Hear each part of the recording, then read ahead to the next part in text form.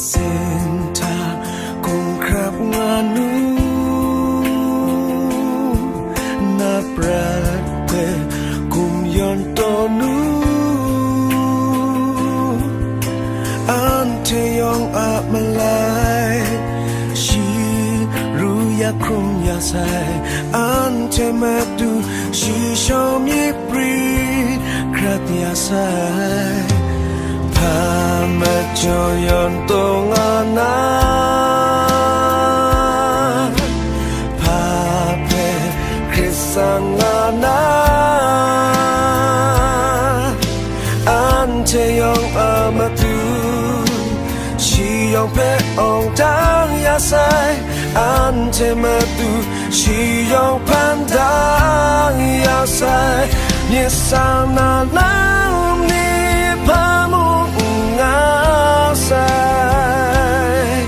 Sai matu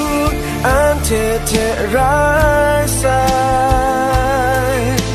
Shi sin ko gata ante shingi ngaya With your sim salam ni prince of ngana Oh matuta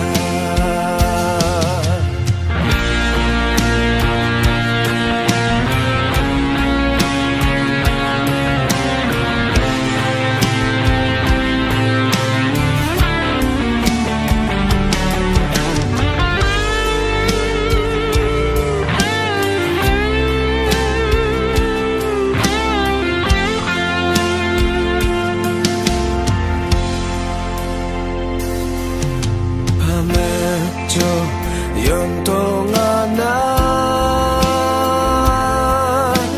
Pape krisangana Ante yong amatu Shiyong pe ong tang yasai Ante matu Shiyong pandang yasai Misang na lam ni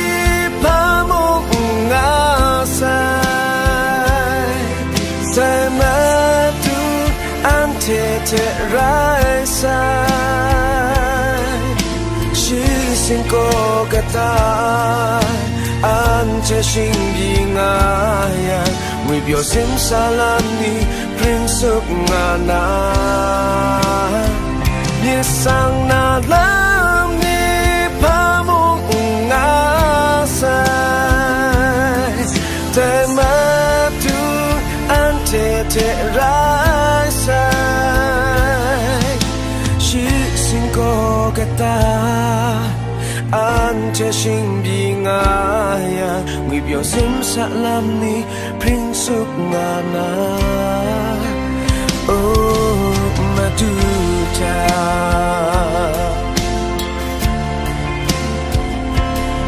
Oh matuta Oh matuta